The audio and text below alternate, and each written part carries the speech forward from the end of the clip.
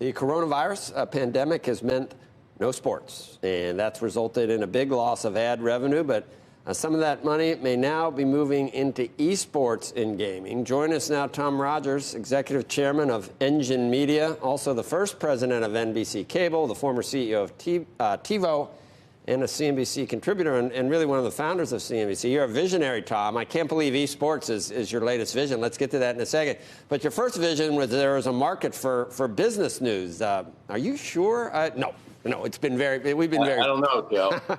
That's still an open question. Right. I don't know whether to trust you on this or not from your record. No, that was great, and we love that you were involved with all that. So, I think you need to explain not only what this new venture is going to do, but also the name, which I think is kind of interesting. The ENG. It's not just engine. You didn't just come up with engine. It stands for something.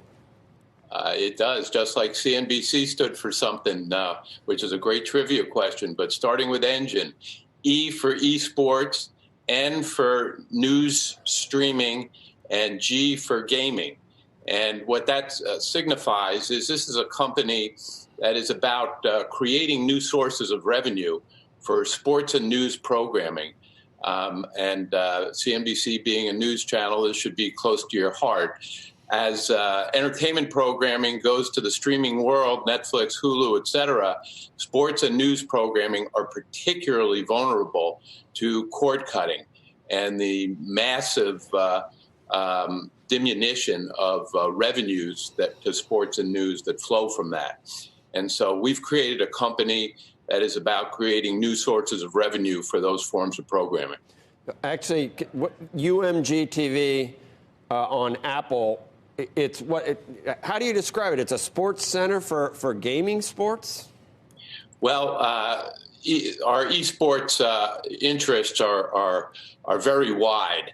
And one of those interests is a competitive gaming platform where esports competitors play against each other for money.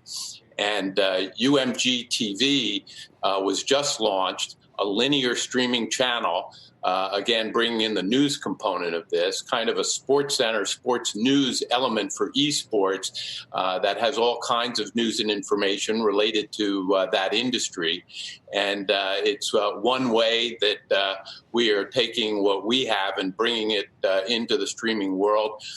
We actually do that for about 1,200 broadcast and cable interests, taking their traditional content, bringing it into the streaming world. But the other meaning of engine is our underpinning expertise in esports is actually car racing, which engine underscores.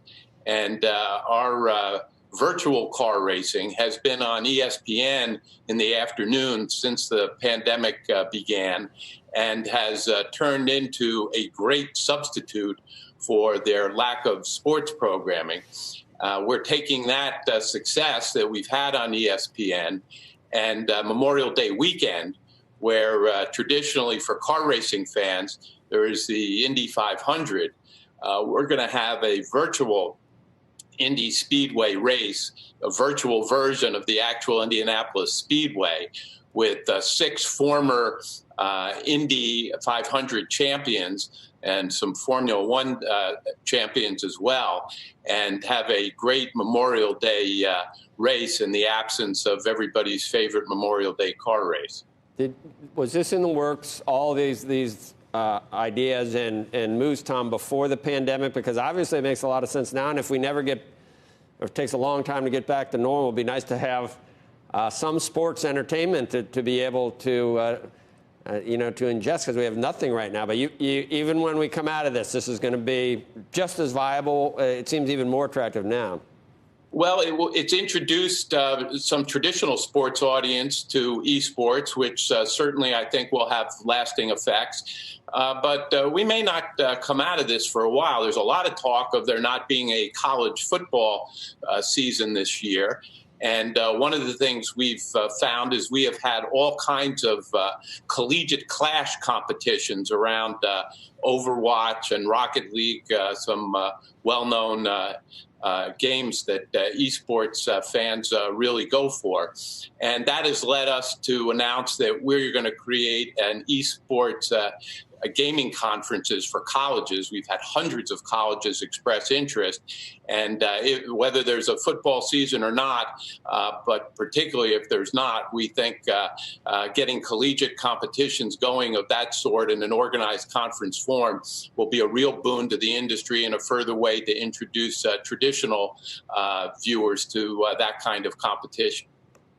Pretty unbelievable, Tom. I mean, just the environment in general. We got to go. I'm glad we got to talk about this, but everything's down. What, a minimum of 50%. Local advertising. There's no sports advertising. I mean, you can imagine being a media company right now. It's like, I have no media. What am I supposed to do? It's really difficult. And the advertising will come back. Sports has actually gained viewing share relative to other broadcasting cable programming. But the cord-cutting issue is not going to stop. And $40 to $50 of everybody's $100 cable bill is going to sports.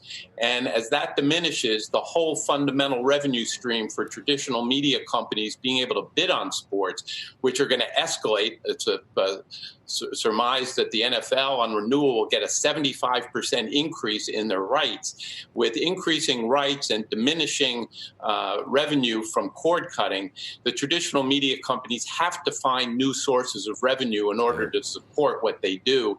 And that's an awful lot of what we're about.